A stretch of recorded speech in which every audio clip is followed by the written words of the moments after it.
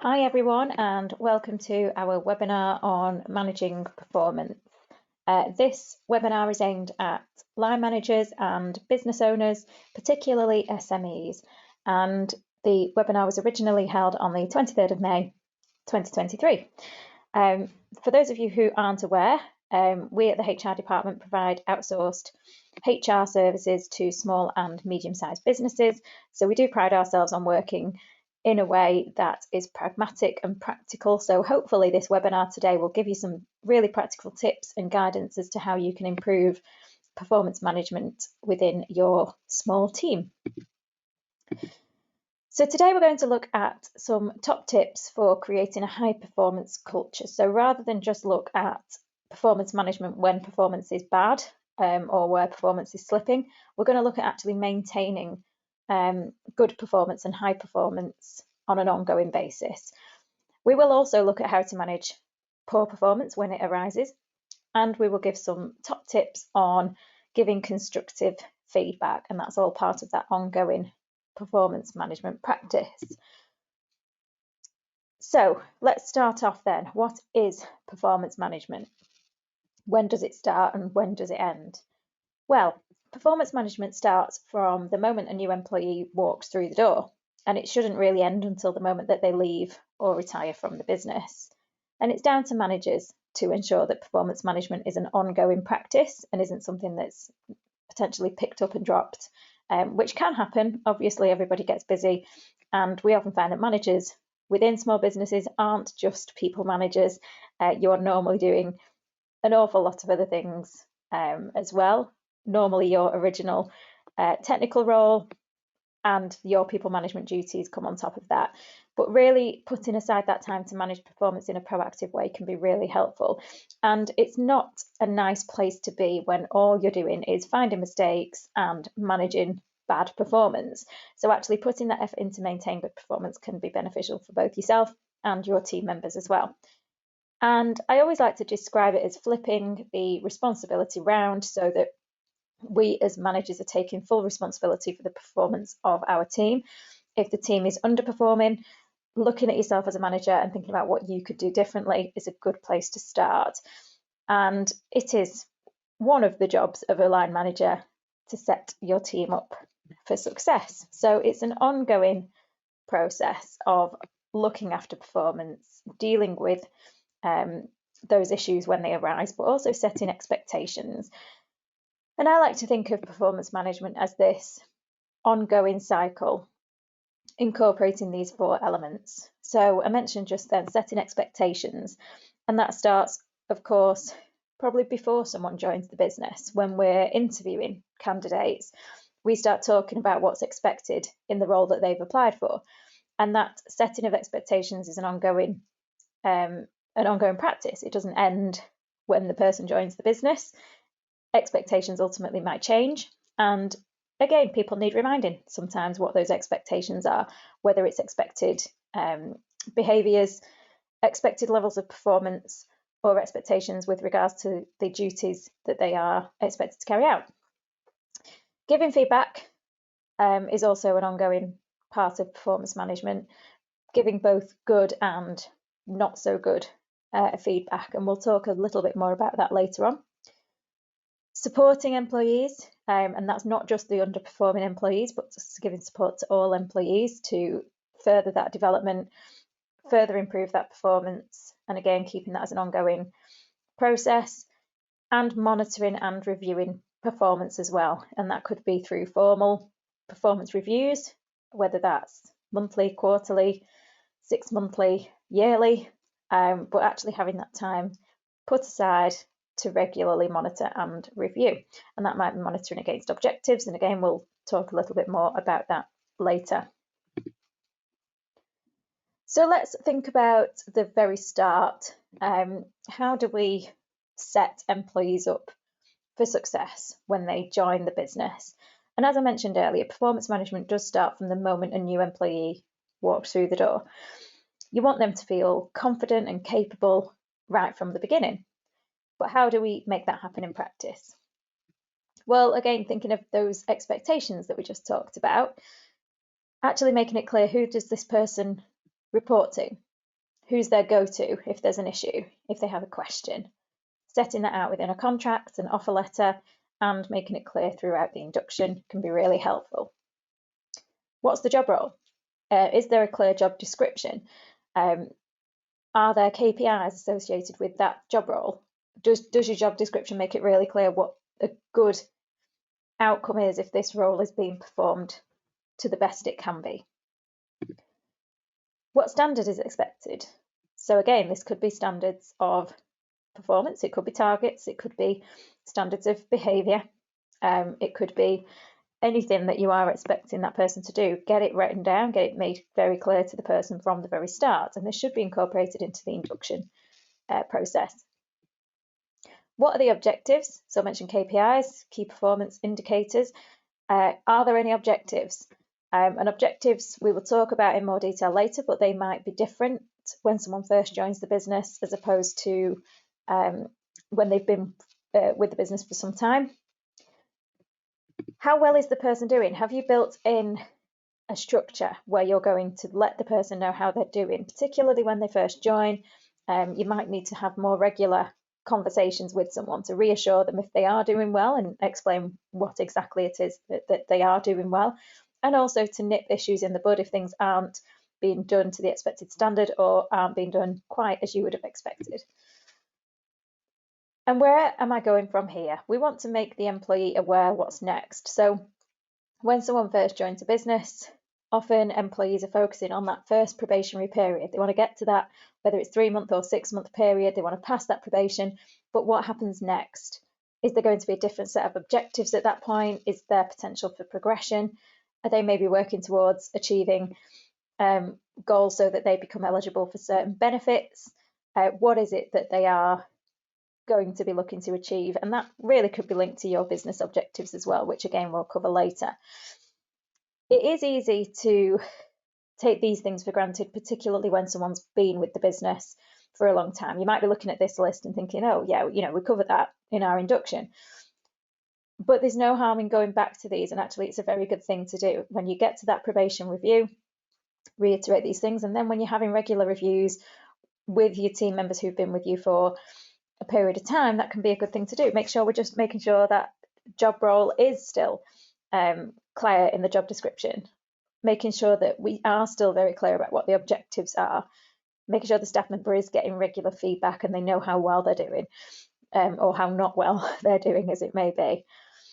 And when people have been with the team for a while, they are more familiar with how things operate and they get into habits, and so they might forget as well what it's like for someone new entering the organisation. So it's a good way as well to get your employees constantly thinking in this way, because they're going to be interacting with your new team members as well, and there's no reason why your existing team can't be part of the performance management process in terms of setting expectations, as well as yourself. It's not all on you, and actually having those people who are leading by example, even if they're not formally leaders in your organisation, it's only going to make that performance management stronger as an ongoing cultural change rather than a practice that we implement as a firefighting exercise.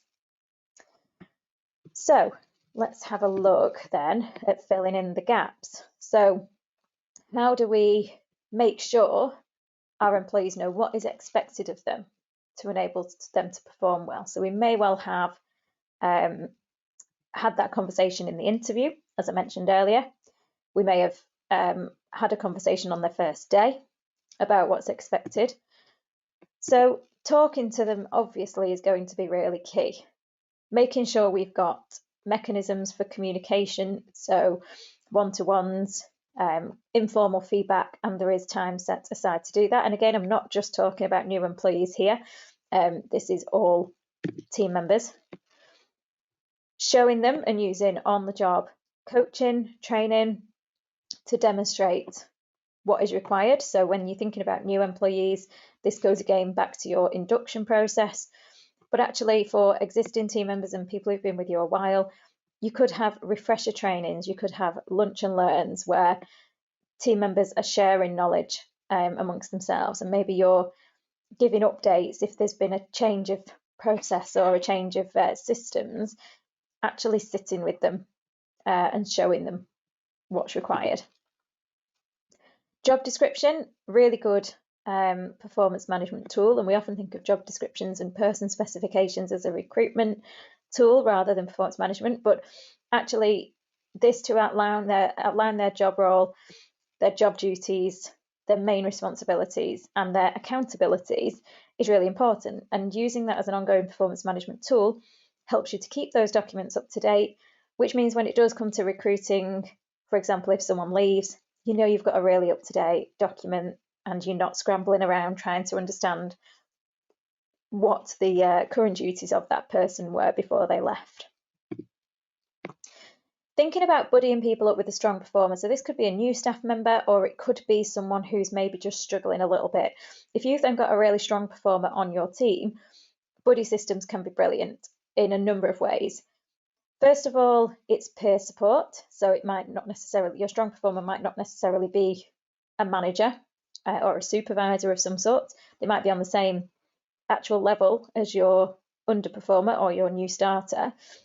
And that can make things a little bit easier in terms of them not feeling too pressured by being scrutinised by a more senior person, but also thinking about it from a employee engagement and development perspective.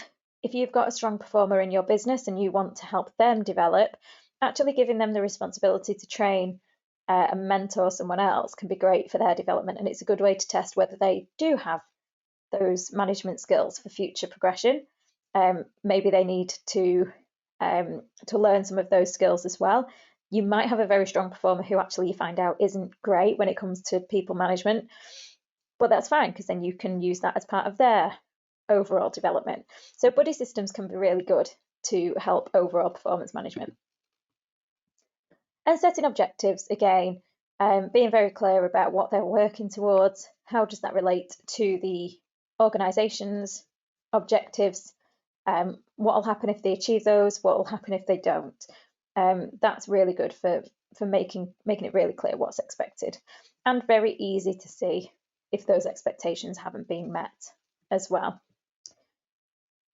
The key message here, I guess, is in order to manage an employee's performance, we need to set them up for success right from the start. So always thinking about those new employees and what are we doing. Often in a small business, we find recruitment can be a little bit of a reactive process because we suddenly have a need for someone, and therefore the induction process and the onboarding process may not be quite as good as we would want it to be, just because of time constraints and resource constraints. But you can hopefully see from these things that setting aside that time to really plan that induction, set them up for success, is really going to help avoid or at least reduce performance issues later down the line.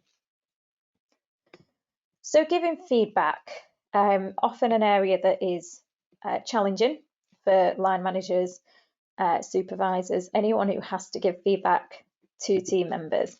And some top tips here I would suggest are, first of all, making sure that all feedback is constructive. We often think of feedback, constructive feedback in a negative sense, but actually even positive feedback should be constructive.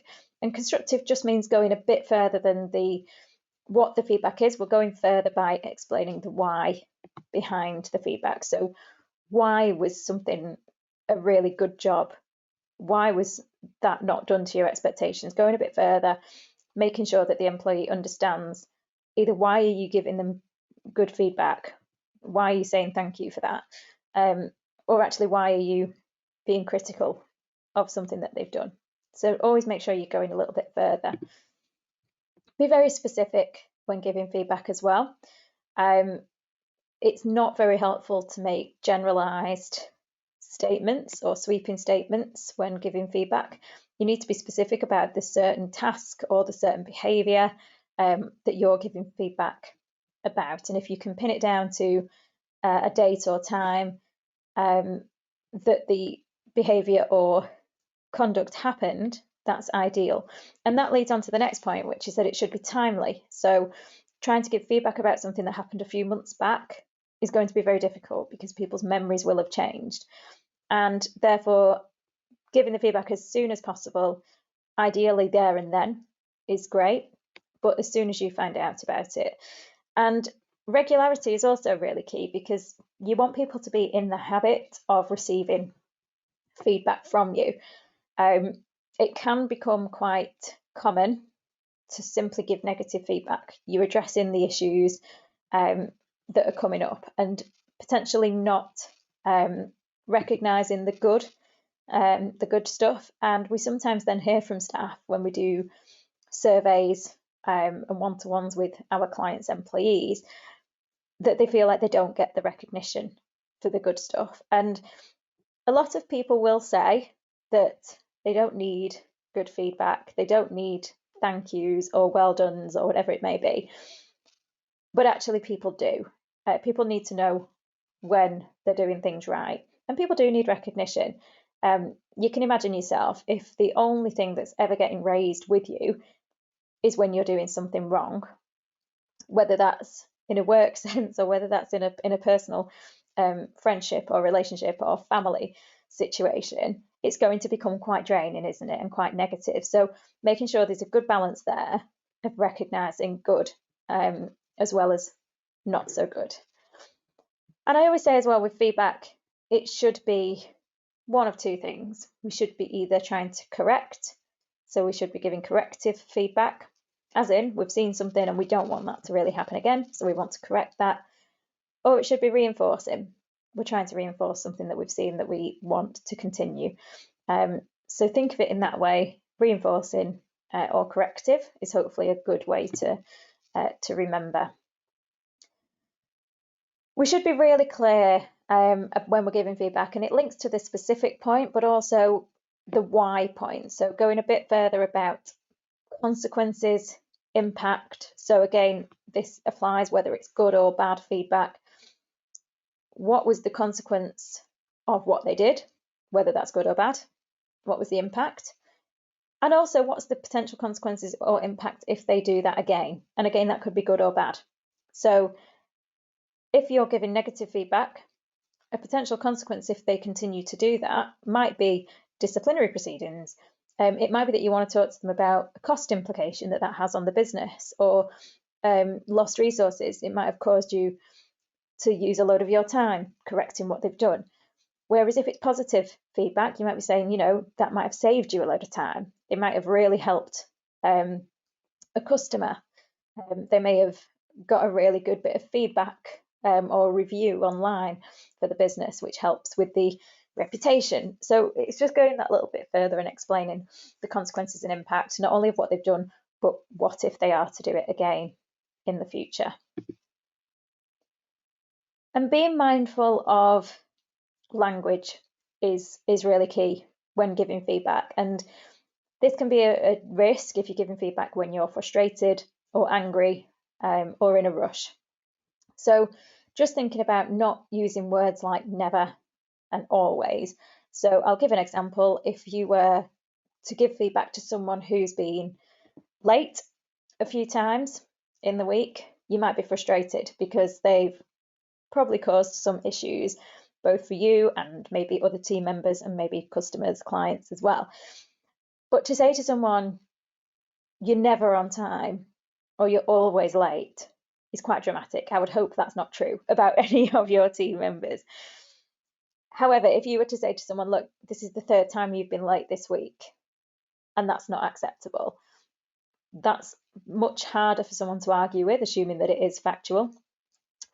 You're not going to be accused of being dramatic or nagging because you're being factual. So it can have a really big impact to be mindful of your language as well. So that's just something to consider, and that's where preparing to give feedback can be helpful. So whether it's in a one-to-one, whether it's just taking a few moments to think about how you're going to put this message across to someone, rather than blurting something out when you're maybe feeling a little bit frazzled. And asking for feedback as well. Never forget that it's good for yourself as a manager to get feedback as well. And a lot of the time, employees might not want to give you feedback. They might not want that direct approach of, what feedback have you got from me as your manager? So think about asking questions like, how could I have supported you with that? So if your employee is talking about a challenge, or maybe you've just had to give them some negative feedback and they're feeling a little bit down about that and reflecting on it, you can say, look, how could I have helped you with that? You could ask, what can I do to help ensure your next month is a good one? Especially if you do something like monthly or regular one-to-ones or reviews. What can I do to help make sure your next year is great? What do you need from me to enable you to achieve your goals? How can I help you overcome those obstacles? They're all ways that you can ask for feedback, which is a bit less direct. Of course, some employees will still not give you any feedback. That's just human nature. But again, thinking about it as being timely and regular, that point there, the regularity thing, people get used to it. So when you're asking those questions, making it clear that you really want that feedback, even if there is something that you maybe don't want to hear, don't react badly to it. Take it on board and use that as your own reflection and learning as a manager as well. So let's have a look then at objectives and goals. Performance is all about achieving objectives and goals. Employees won't necessarily join your business being able to achieve all of the goals or objectives of the job. So it's your job or part of your job to support them to do so. And everything at work is about achieving something. A happy customer, a happy business owner, a happy team. Most times people are happy when things have been achieved. And there's different types of goals and objectives that employees might have. They could be job goals. It could be about developing. So that could be training, for example. It could be annual goals, and that might be linked to overall business performance. It could be project-based goals and deadlines and things like that. Or it could be behavioural goals if you've got core values and therefore you've got expected behaviours that you'd like to see demonstrated. It might be a goal for employees to demonstrate those behaviours. And the way it should work in terms of setting goals is starting with a top-down approach. No one should really have an individual performance goal that doesn't link to what the business is trying to achieve. Otherwise, why are they doing it? And what's the reason for that? So managing performance should really start with being clear on what the company wants to achieve. That could be by a 3-year business plan, or it could be goals for the next 12 months, depending on how you do that process of setting organisational goals. And once those are set, they would normally be translated into team or departmental goals. And these would usually become objectives for the manager of that team or department. Now, depending on the size of your organisation, you might be both of those people. You might be the business and you might be the departmental or the team manager. So you might be both of those people, or you might have that middle structure. But in other words, the objectives from the business come down and they become the management goals. So that's what managers are going to be effectively measured against. And from there, managers would effectively delegate that down to the team in the form of setting individual objectives, targets, and development priorities. And this way of looking at goal setting is really beneficial because it makes sure that no one is working on or working towards something that doesn't impact the performance of the team and the business. It's motivational for team members because everybody in the organisation can see the contribution and the impact that they make on the overall performance of the business, so they can see that bigger picture, basically. And it's very transparent, so everybody knows and has clarity on what needs to be done and why, both from their own perspective and also from other team members' perspective and the organisational perspective as well. So I would encourage you to make sure you've got this top-down approach to goal setting if you haven't already.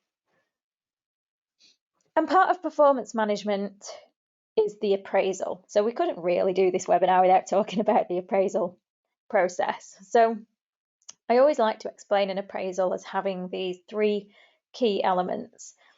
So part 1 is where we're looking at reviewing and assessing the performance over the past period. That's normally going to be the last 12 months, it might be the last 6 months, depending on how frequently you do your appraisals in the business. Once you've looked back, we start looking forward. So part 2 is where we're looking at setting objectives and goals for the coming period, whether that's again 6 months or 12 months. Remember that these should be linked to the organisational goals as well. So come armed to your appraisal meetings with knowledge about what those organisational goals are.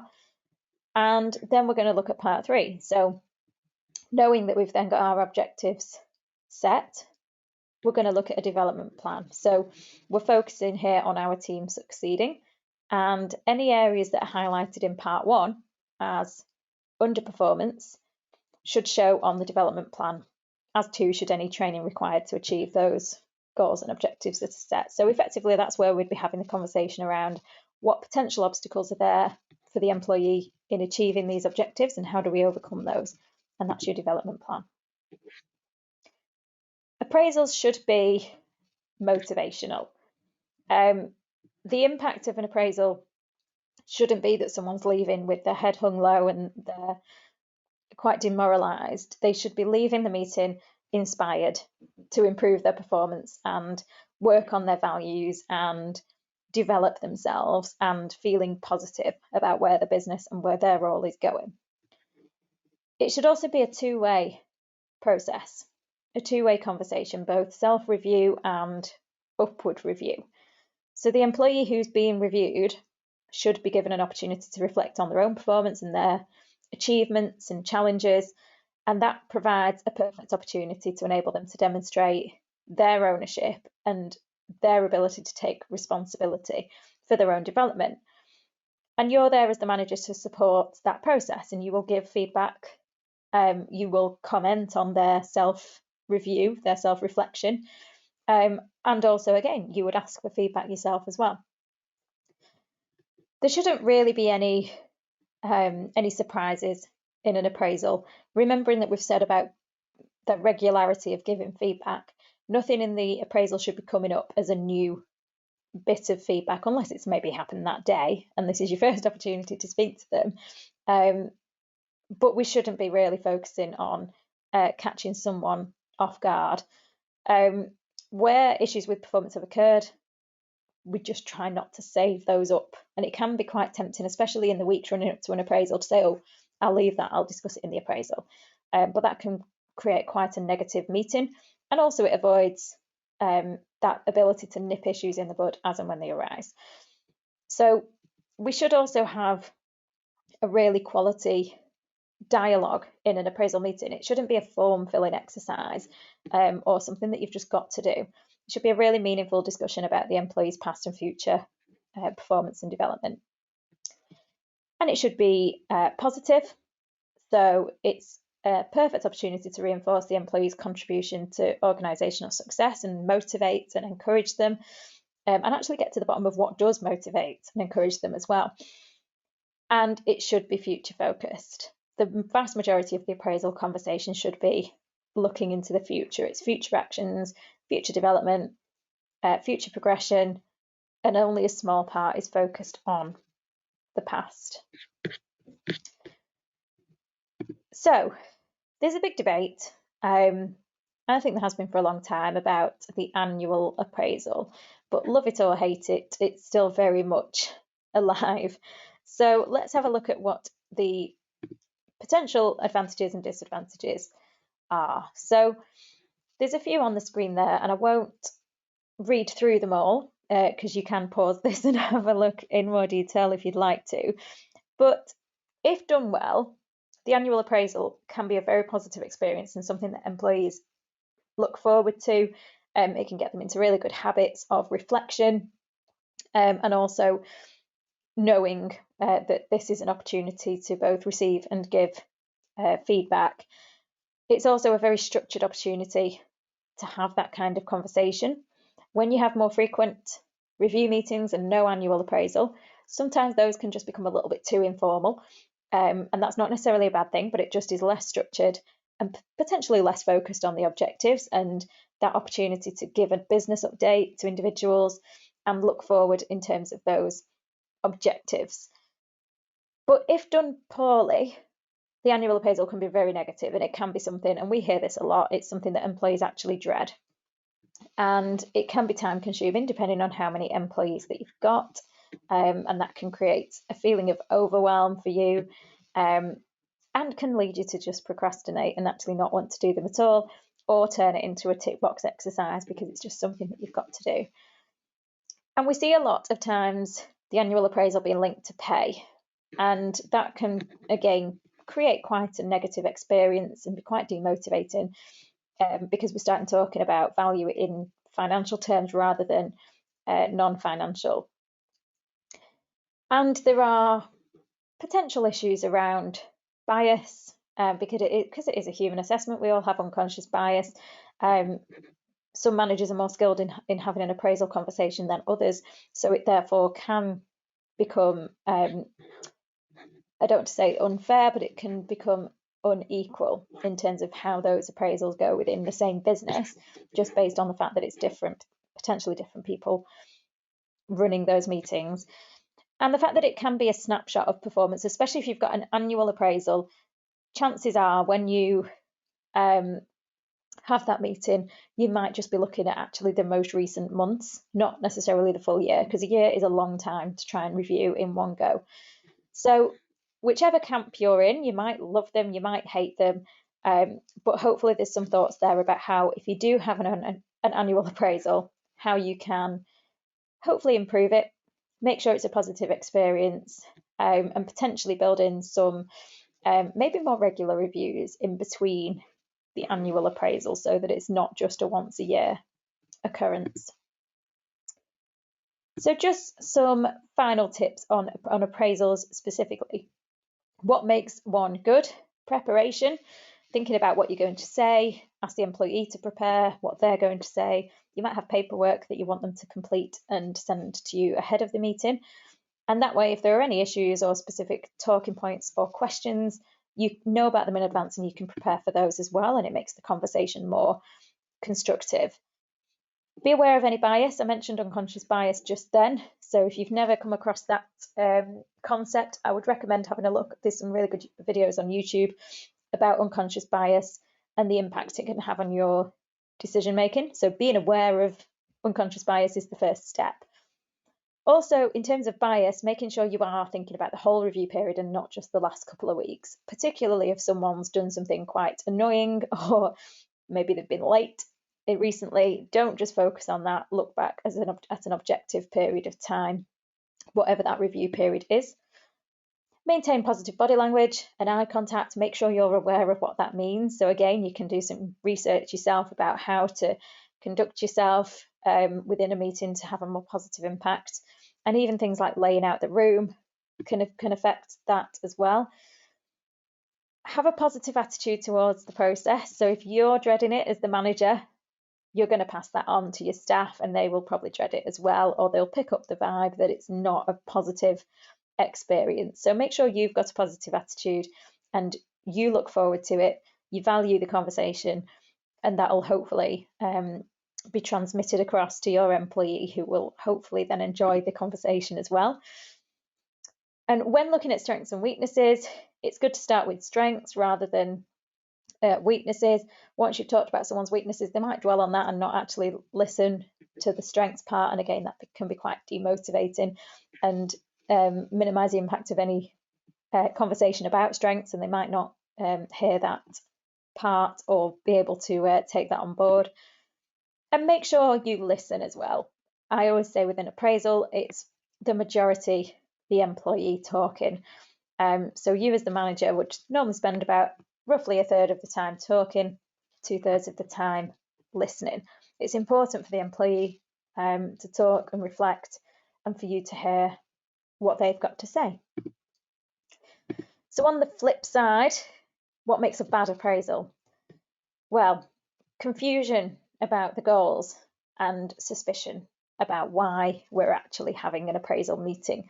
That can make a bad appraisal. So make sure that this is part of the process if we're doing an annual appraisal, make sure it's annual and you're sticking to it.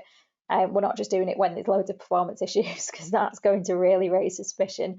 And make sure it's really clear what the purpose of your appraisal process is. If there's no control or structure, that's going to make a bad appraisal. It's just going to be a chat. It might not be a positive chat if there's no structure to it, and it could leave people to leave thinking, well, what was the point in that? What did that achieve? There can be a fear of giving or receiving criticism. So this comes down to you as a manager, making sure that if you are giving or receiving criticism, you're doing so in a gracious way, you're doing it in a respectful way, and that again is a way to coach employees as to how they can give and receive criticism as well. Sometimes employees can lose trust in the process because there's maybe been a previous lack of commitment when following up promises and plans. So if you've had a habit in the past of not necessarily doing what you've promised you'd do, employees might be led to think that there's no point in having such a conversation because nothing will happen anyway. So make sure you are, if you're committing to anything, you're diarising it, you're actioning it, and you are organised. There can sometimes be a disagreement over performance levels. So employee might feel that they've done really well and you're having to give them the unfortunate news that they aren't performing to standard. And this goes back to that thing about there being no surprises. If an employee is walking into an appraisal thinking it's going to be a really positive reflection on the last 12 months and you've actually got a lot of things to raise, there's clearly been an issue with communication throughout the year, hasn't there? The employee should be coming in fully aware of what's going to be discussed, whether that's good or bad. Focusing too heavily on the negatives and the poor performance can also create a bad appraisal meeting, because they will obviously be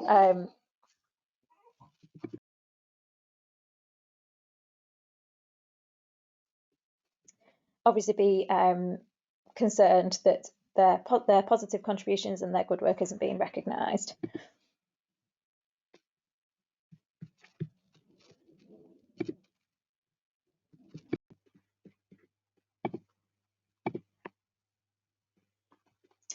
Okay, so let's have a look then at how to measure performance. But first of all, why? Why bother measuring it? Well, we need transparency. We need to make sure that if we are measuring performance, people are clear what is it that they're being measured against. And it can also help with motivation. If people know that they are going to be performance managed in this way, where they are measured against set criteria, as long as again that is transparent and they know in advance that that's going to happen. There shouldn't be any surprises when it comes to measuring performance. And we might have measurements on an individual basis or on a team basis, and it could be we're measuring inputs or outputs or both, depending on roles. And these are going to really vary depending on your particular business, the particular department the person works in, and what their role actually is. And some examples of measuring performance could be completing projects on time. It could be achieving objectives. Again, they could be individual or team objectives. It could be putting into practice new skills that they've learnt. It could be profitability or other financial success. Customer feedback, so complaints versus positive feedback. It could be number of reviews over 4 stars or something like that. It could be 360-degree feedback, where we get comments from everybody about one person's performance. It could be costs or error rates. So it could be quality, speed, accuracy of work. It could be spot checks, monitoring of calls. It could be time spent on calls, volume of calls, all that kind of thing. And it could also be time and attendance systems, monitoring productivity. So time spent in the workplace versus outputs of the role.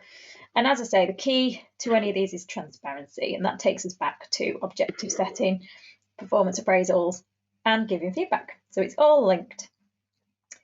And there is a lot of debate about the validity of measuring performance. Everyone recognises it needs to be done in some way, but unfortunately, there are some barriers to assessments not being transparent and consistent, including things like managers potentially not being objective when assessing individuals' performance, particularly when it's linked to pay, we find. Sometimes employees are able to influence the manager's assessments, and sometimes the measurement systems that we use are not fully reliable. So just be very careful when measuring performance and make sure that it's done in a way that employees do have the opportunity to challenge and discuss if they don't feel that a particular measurement is fair or accurate.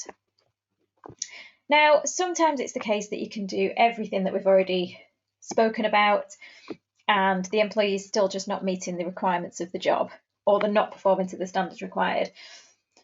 So before you look at commencing formal capability proceedings, there is one further step you can try in order to try and get the employee's performance to the level that you require. And that step I'm talking about is a performance improvement plan, or a PIP.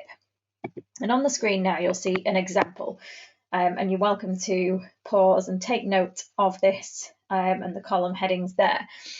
But as you can see, this is a place where you can document in writing where the performance is falling below the standard and actually set out the improvement timescales and what potential support has been implemented or needs to be implemented in order to support that improvement. And this is a step somewhere in between informal feedback and formal procedures. In order to start this process, what we'd recommend that you do is arrange a PIP meeting to provide feedback and give examples of where the performance is falling below standard. Pull on those feedback methods that we talked about earlier. And also, when you're having this conversation, you should be referring to feedback that you've already given. So again, it's a theme that I've talked about today in terms of not throwing surprises at anybody. We're almost recapping on feedback that we've already given, but highlighting where perhaps we are disappointed that we haven't seen improvement as a result of that feedback that we've already given. And the purpose of this process is to lay out clearly in writing what the employee needs to improve and within what timeframes, what support you're able to offer to help them get there, and by when. This process can work really well, and hopefully you'll see a sustainable improvement, and that will be the end of the matter. But it doesn't always work, unfortunately. If you've done everything in your power to enable them to succeed and they still aren't succeeding, it might be time to move on. And at the beginning of this webinar, I explained that your job as a manager is to set your team up for success. And if you have done that, there's only so far that you can go. And remember that a team is more than one person, and your job is to ensure that the whole team is performing. If you aren't careful, you can end up spending 80% of your time on that one person and thereby neglecting the rest of the team. So remember everybody else and the impact that neglect can have on them.